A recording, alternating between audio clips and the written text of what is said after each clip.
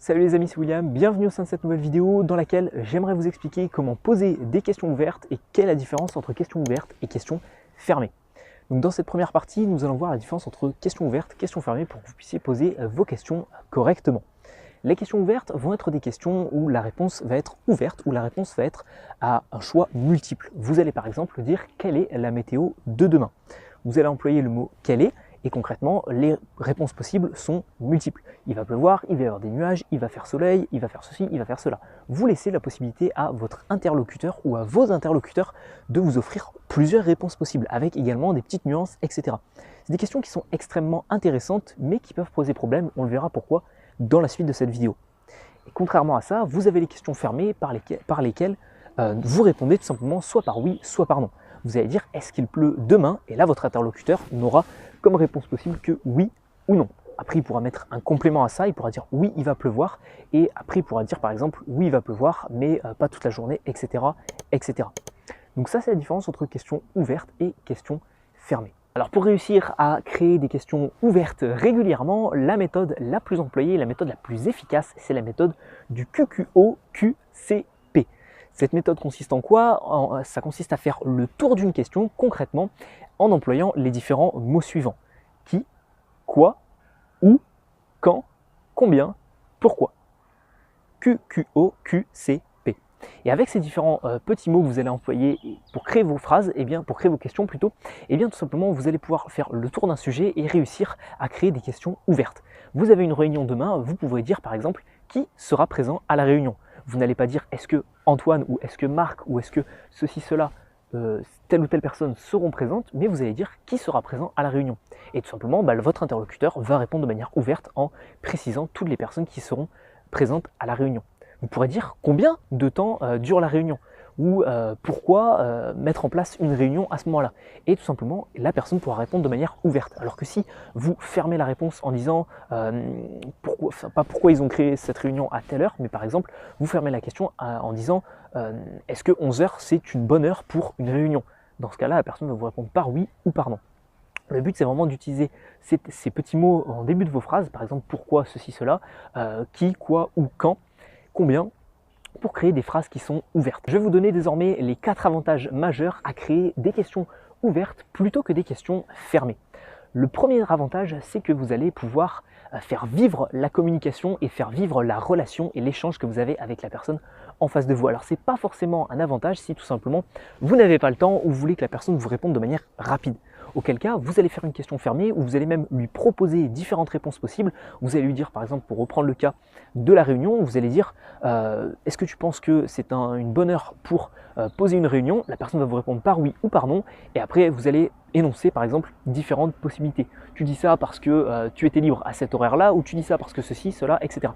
Le but va être de donner déjà les réponses ou de faire une question fermée si vous n'avez pas le temps. Si par contre vous souhaitez enrichir la communication et enrichir le dialogue avec la personne, faites des questions ouvertes. Les questions ouvertes sont également un bon moyen de pouvoir récolter beaucoup plus d'informations. On reprend encore une fois l'exemple de la réunion, je pense qu'on prendra cet exemple-là jusqu'à la fin de la vidéo. Si vous dites par exemple pourquoi, vous commencez votre phrase en disant pourquoi ils ont mis une réunion à 11 heures. Eh bien la personne va pouvoir vous donner beaucoup d'informations. Alors que si vous lui dites est-ce que 11 heures c'est intéressant et qu'elle vous répond par oui ou par non, vous n'aurez peut-être pas d'autres informations. En demandant pourquoi, eh bien, vous allez pouvoir obtenir plus d'informations. Parce que le responsable ou la personne qui a créé la réunion était disponible à cet horaire-là, parce que ça nous arrangeait tous, etc., etc. Le but va être d'obtenir beaucoup plus d'informations avec des questions ouvertes, parce que les personnes vont pouvoir préciser certaines choses. Pour le cas de la météo, sur l'exemple du début de cette vidéo, eh bien, la personne va pouvoir vous préciser qu'en fin de journée, ça va s'éclaircir, qu'en fin de journée, il va commencer à pleuvoir, etc., les températures, etc., etc.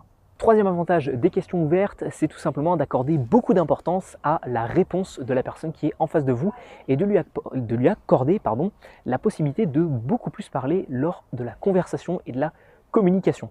Lorsque vous faites des questions fermées, si vous faites uniquement des questions fermées, la personne va répondre par oui ou par non. Ensuite, elle va vous poser peut-être des questions fermées, vous allez répondre également par oui ou par non.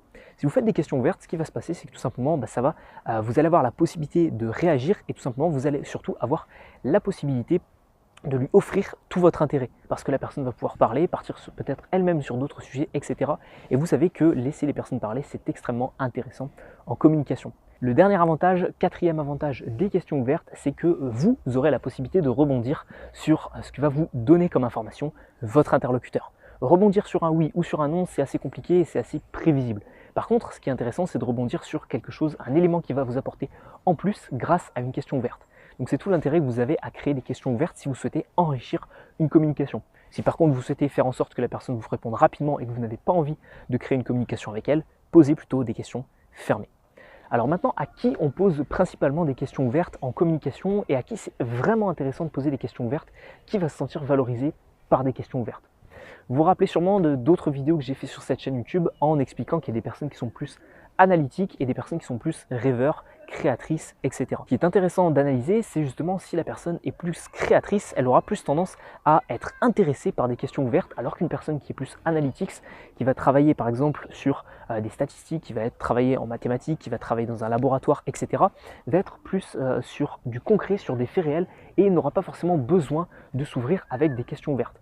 Par contre, si la personne est architecte, designer, qu'elle travaille dans des métiers du marketing, de la vente, etc., ce qui est vraiment intéressant, c'est de poser des questions qui vont être ouvertes parce que tout simplement, ça va stimuler sa créativité. Enfin, j'aimerais vous avertir quant à l'utilisation de questions qui peuvent être trop ouvertes avec les personnes dans une conversation. Lorsque vous allez poser une question qui peut être trop ouverte et auquel cas les réponses vont être extrêmement nombreuses, eh bien il se peut que la personne n'ait aucune réponse à vous fournir parce que tout simplement elle hésite entre plusieurs réponses, il y a tellement de réponses possibles qu'elle ne sait pas laquelle choisir, etc.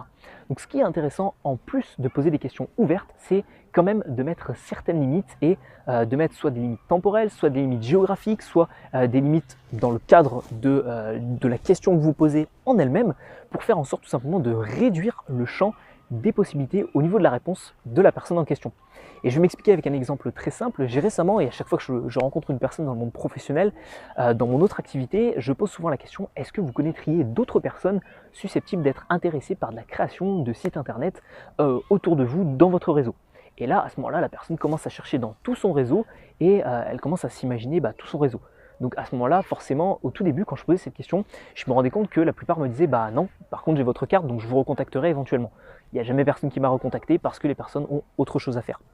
Par contre, ce qui est intéressant, c'est qu'à partir du moment où j'ai commencé à mettre des limites dans cette question ouverte, et j'ai commencé à dire par exemple dans votre réseau sur un certain secteur, par exemple la personne est architecte, et bien dans votre réseau de personnes créatrices autour de vous, ou alors dans votre réseau dans le cadre associatif, etc., et bien je me suis rendu compte que les personnes tout de suite, elles tiltaient, elles avaient des noms à me donner, elles avaient des coordonnées à me donner, elles avaient des adresses mail à me donner, et à partir de là, tout simplement, elles avaient une réponse à me fournir. Donc, essayez de faire des questions qui soient à la fois très ouvertes, mais également avec certaines limites. Si vous voyez que la personne hésite un petit peu, avez-vous des personnes dans votre réseau professionnel, la personne commence à hésiter pendant 3, 4, 5 secondes, vous sentez que la question est trop ouverte, réduisez-la tout simplement avec une limite, soit temporelle, soit, par exemple, vous dites avec des personnes que vous avez rencontrées récemment, ou alors avec des personnes qui sont de la région, etc., etc. Donc voilà, j'espère que cette vidéo sur les questions ouvertes vous aura plu, j'espère que vous aurez compris comment les formuler, comment les créer, comment les utiliser et sur qui les utiliser. Si vous êtes encore intéressé par la communication, j'en suis sûr, vu que vous regardez encore cette vidéo, je vous invite à suivre ma formation prise de parole en public de 1 heure de formation. Vous retrouverez un lien dans la description de cette vidéo, vous mettez votre email et je vous envoie 5 vidéos de formation. C'était William, abonnez-vous à cette chaîne YouTube si vous souhaitez recevoir plus de conseils, prise de parole et on se retrouve bientôt pour une prochaine vidéo.